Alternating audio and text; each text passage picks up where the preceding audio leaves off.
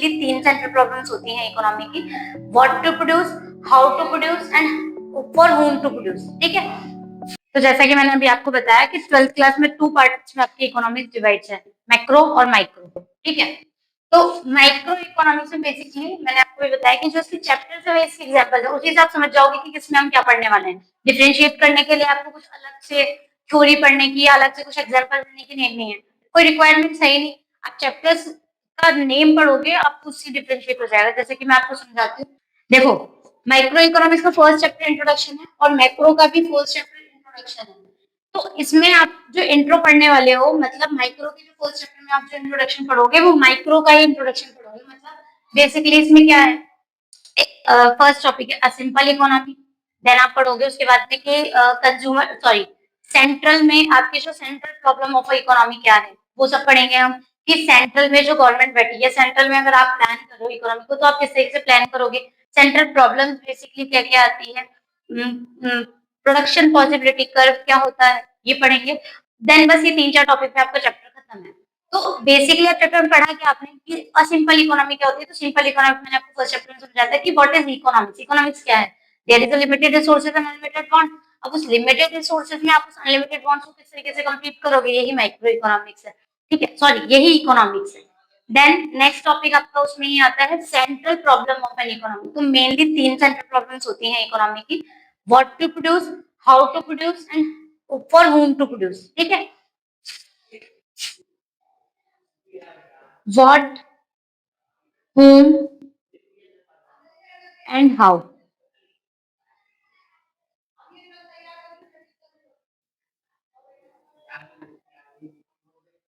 ठीक है, क्या प्रोडक्शन करना है, किसके लिए प्रोडक्शन करना है, और फॉर प्रोड्यूस किसके लिए प्रोडक्शन करना है।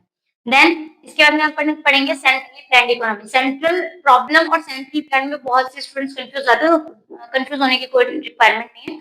सेंट्रल प्रॉब्लम में आप प्रॉब्लम देखते हो कि किस टाइप की प्रॉब्लम आ रही है, और सेंट्रली प्लान में हम प्लान करते हैं कि किस तरीके से हम सेंट्रल प्लान इकोनॉमी चलानी है। तो जब मैं आपको ब्रीफ में चैप्टर समझाऊंगी तो बहुत अच्छे से समझा दूंगी, बहुत अच्छे से मैं डिटेल में आपको एक्सप्लेनेशन दे दूंगी। अभी सिर्फ आपको बेसिक कॉन्सेप्ट क्लियर करना है कि पढ़ना क्या है।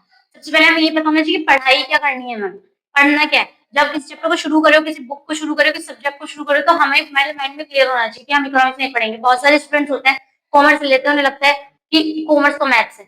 कॉमर्स वाले स्टूडेंट्स को नहीं लगेगा, स्टार्टिंग में शायद आपको लगे जब आप नहीं जानते हो कॉमर्स के बारे में। कॉमर्स अपने आप में एक बुनियादी सब्जेक्ट है, कॉमर्स कोई मैथ से कॉमर्स का मैथ से कोई लेना देना नहीं। हाँ, there is so much calculation in commerce, but commerce और मैथ्स दोनों डिफरेंट सब्जेक्ट हैं।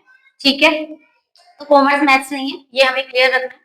तो वैसे ही जब आप इकोनॉमिक्स पढ़ रहे हो तो मेरा फर्ज बनता है कि आपको सबसे पहले ये पता हो कि इकोनॉमिक्स में पढ़ने क्या वाले हो, किस टाइप की कैलकुलेशन पढ़ने वाले हो। तो इकोनॉमिक्स बेसिकली कंट्री से रिलेटेड होती है। ठीक है, कंट्री से, स्टेट से, प्रोडक्शन से, ग्रोथ से, डेवलपमेंट से, मतलब मनी में आप जितने भी ग्रोथ कर रहे हो, मनी से रिलेटेड आप जितने भी ट्रांजेक्शन कर रहे हो, देयर इज एवरीथिंग, वो सब कुछ इकोनॉमिक्स में आता है। क्योंकि वो कहीं ना कहीं किसी तरीके से उस कंट्री के ग्रोथ में, उस कंट्री की इकोनॉमिक डेवलपमेंट में, उस कंट्री के जीडीपी में कहीं ना कहीं कैसे ना कैसे कंट्रीब्यूट करता ही है।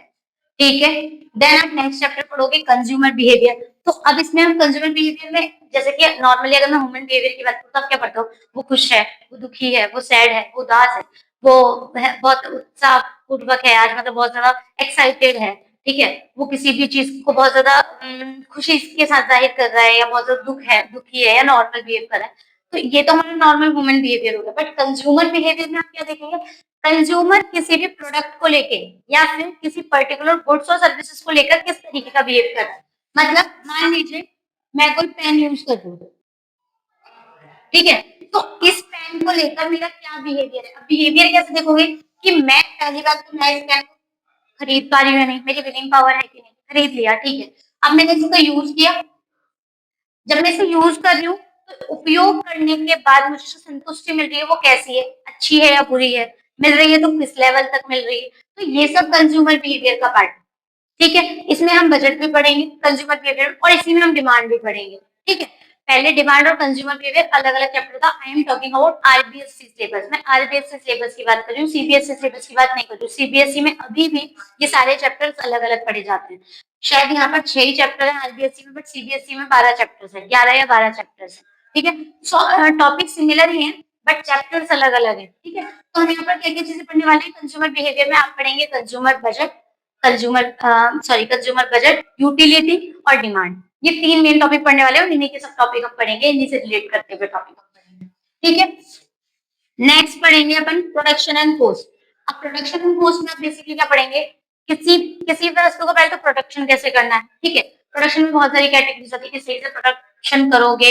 अगर किसी आप किसी 2 वस्तुओं का एक साथ प्रोडक्शन करना चाहते हो, किसी गुड और सर्विस का एक साथ प्रोडक्शन करना चाहते हो, तो किसको कम और किसको ज्यादा करोगे, because we have limited resources.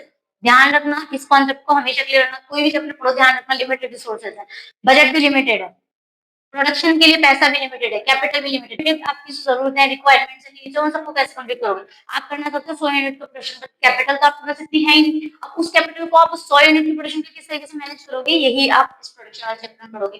Production के 4 मेन फैक्टर्स होते हैं,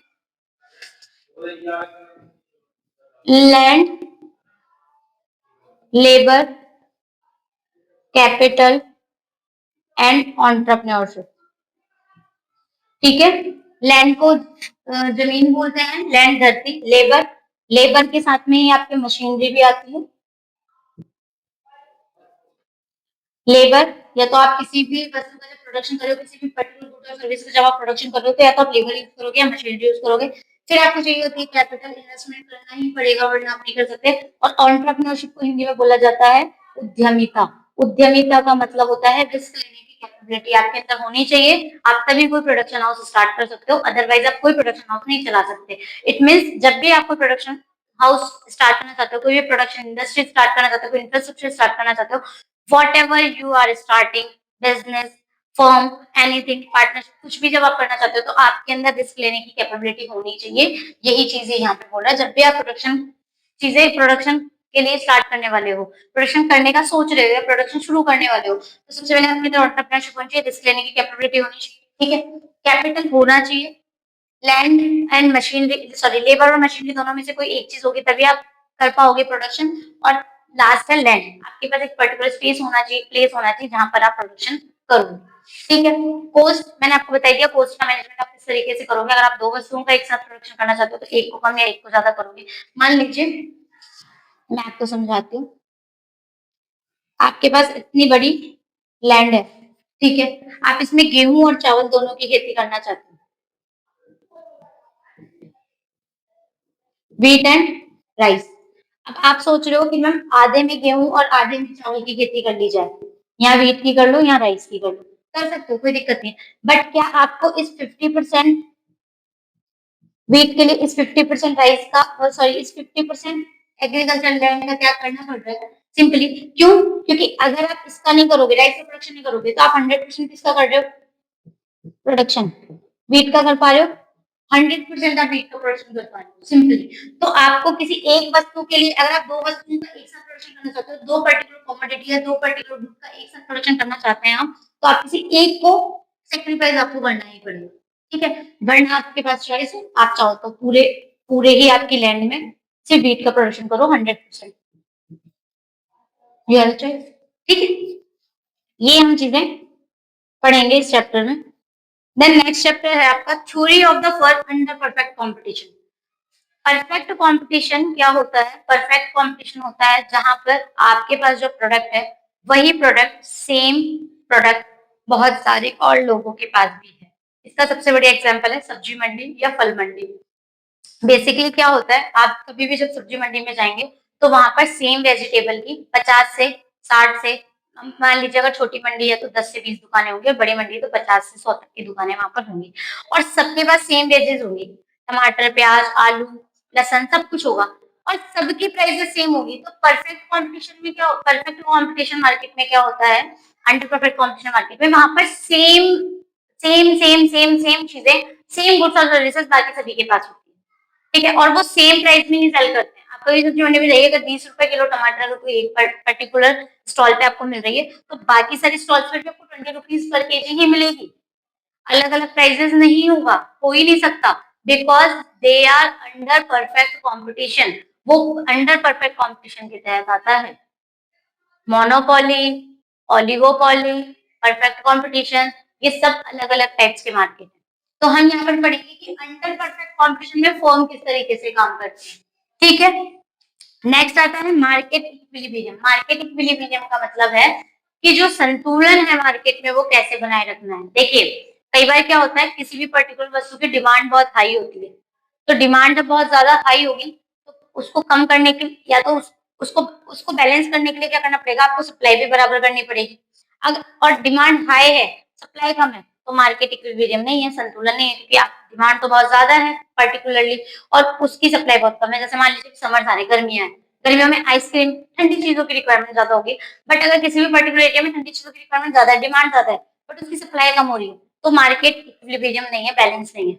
उसको बैलेंस करने के लिए आपको क्या करना पड़ेगा, अगर डिमांड बहुत ज्यादा है सप्लाई भी बहुत ज्यादा करो, डिमांड कम है सप्लाई भी बहुत कम करो। ठीक है, कम करो या फिर उसके इक्वल रखो या फिर पॉइंट टू पॉइंट रखो, थोड़ा सा ऊपर नीचे चल जाएगा लेकिन बहुत ज्यादा डिफरेंस होना मार्केट इक्विलिब्रियम के तहत नहीं आता। तो मार्केट में इक्विलिब्रियम कैसे बनाए रखना है, संतुलन कैसे बनाए रखना है। अब या तो आप ये भी चीज कर सकते हो कि मैम प्रोडक्शन तो कम हो रहा है लेकिन डिमांड बहुत ज्यादा है और सप्लाई हम कम कर रहे हैं क्योंकि प्रोडक्शन कम है, तो आप उसके लिए क्या कर सकते हो, आप उसके लिए प्राइसेस बढ़ा सकते हो। प्राइसेस बढ़ा दोगे तो ऑटोमेटिकली डिमांड कम हो जाएगी, क्योंकि प्राइस और डिमांड का इनवर्स कनेक्शन होता है, अपोजिट कनेक्शन होता है। ठीक है, अपोजिट रिलेशन होता है।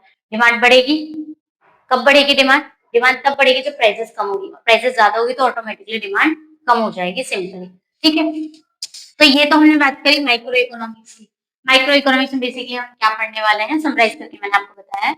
मैक्रो इकोनॉमिक्स में जब हम आएंगे तो हम सबसे पहले इसमें इंट्रोडक्शन पढ़ेंगे और इंट्रोडक्शन में सबसे पहली चीज हम ये पढ़ेंगे कि मैक्रो इकोनॉमिक्स किसने जनरेट करी थी, कौन लेकर आया था मैक्रो इकोनॉमिक्स, क्योंकि पहले माइक्रो ही थी, माइक्रो में हम ये सारी चीजें माइक्रो में ही पढ़ते थे, फिर इसको डिफरेंट किया गया कि हम अब ये पर्टिकुलर चीजें हम मैक्रो में ही पढ़ेंगे या फिर हम इसको मैक्रो का हिस्सा बनाएंगे, ऐसे करके। ठीक है, तो इनमें पर्टिकुलरली आपके दो नाम आएंगे, जॉन मेनार्ड किन्स और एडम स्मिथ। ठीक है, उन दोनों का अलग अलग रोल है, उन दोनों के बारे में पढ़ेंगे। उसके बाद में हम चैप्टर में आगे इन दोनों के रोल के बारे में पढ़ेंगे और बहुत सारी चीजें मैक्रो से रिलेटेड कि मैक्रो में हम क्या पढ़ने वाले हैं, बेसिक चीजें हम आगे पढ़ेंगे। देन हम पढ़ेंगे नेशनल इनकम। नेशनल इनकम में हम मोस्टली पढ़ने वाले जीडीपी, जीएनपी कैसे कैलकुलेट करी जाती है, नेशनल इनकम कैसे कैलकुलेट की जाती है, ये सारी चीजें। देन आप पढ़ेंगे मनी एंड बैंक। मनी और बैंकिंग में कैसे मनी कैसे अरेंज की जाती है, क्रेडिट क्रिएशन कैसे किया जाता है, बैंक अपने पैसे वो किस तरीके से अरेंज करता है, बैंक रेट किस तरीके से फिक्स की जाती है, डिपॉजिट ज्यादा से ज्यादा किस तरीके से लाई जा सकती है, लोन किस तरीके से ज्यादा से ज्यादा डिस्ट्रीब्यूटेड किया जाता है। तो ये सारी चीजें हम यहाँ मनी और बैंकिंग में पढ़ेंगे, बैंक कैसे काम करती है, ये सारी चीजें। देन हम पढ़ेंगे determination of income and employment. किसी भी पर्सन की इनकम और उसके एम्प्लॉयमेंट को डिटरमाइन करना, निर्धारित करना, कितने लोग बेरोजगार हैं, अनएम्प्लॉयमेंट है तो क्यों है, और नहीं है और अगर है तो उनको आप एम्प्लॉयमेंट कैसे दे सकते हो, उनकी इनकम किस तरीके से करोगे, इतनी इनकम तो इनकी होनी चाहिए। क्योंकि ऑब्वियस सी बात है ना, अगर इंसान अपनी फैमिली के साथ रह रहा है या नहीं भी रह रहा है तो उसकी फैमिली कहीं ना कहीं तो उसकी फैमिली का भी तो खर्चा वही चला रहा है, तो वो किस तरीके से मैनेज होगा उसको देखते हुए आप उसकी इनकम को डिटरमाइन करोगे। नेक्स्ट हम पढ़ेंगे government budget and the economy. Economy और गवर्नमेंट बजट का क्या रिलेशन है, किस तरीके से इकोनॉमी गवर्नमेंट बजट का क्या रोल होता है, गवर्नमेंट बजट किस तरीके से अपनी इकोनॉमी को देखते हुए बजट क्रॉस पास करती है और देखती है कि क्या क्या इस कंट्री में जरूरत है, क्या क्या नीड्स है, क्या क्या रिक्वायरमेंट है, तो उस अकॉर्डिंग वो बजट पास करती है बेसिकली। ठीक है, नेक्स्ट हम पढ़ेंगे ओपन इकोनॉमी, मैक्रो इकोनॉमिक्स। इसमें हम पढ़ेंगे इकोनॉमी की चीजें, मतलब थोड़ी बहुत जो रह गई इन सभी में से जो निकलेगा कंक्लूजन वो हम पढ़ने वाले हैं कि इकोनॉमी की एक्टिविटीज किस तरीके से होती है मैक्रो इकोनॉमिक्स में। तो आज के वीडियो में मैंने आपको सिर्फ इतना सा बताया है कि आप अपने जो 12th क्लास में जो दो पार्ट्स हैं माइक्रो और मैक्रो, उसमें क्या क्या चीजें पढ़ने वाले हैं।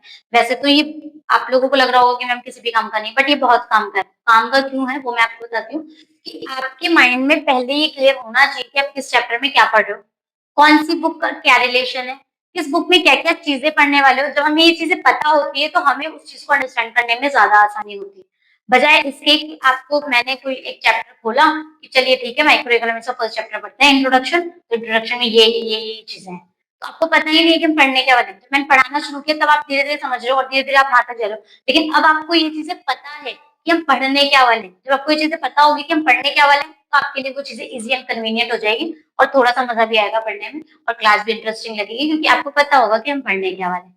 तो बाय फ्रेंड, बाय दोस्तों, बाय बच्चों। अब देखते हैं नेक्स्ट क्लास में हम पर्टिकुलर एक एक चैप्टर के बारे में बताऊंगी कि इस चैप्टर में पर्टिकुलरली क्या क्या चीजें, क्या क्या टॉपिक आप मेनली पढ़ने वाले हो, डीपली डिफली और डिटेल में मैं आपको एक्सप्लेनेशन दूंगी कि आप हम अब आप और मैं ये चीजें हम पढ़ने वाले हैं।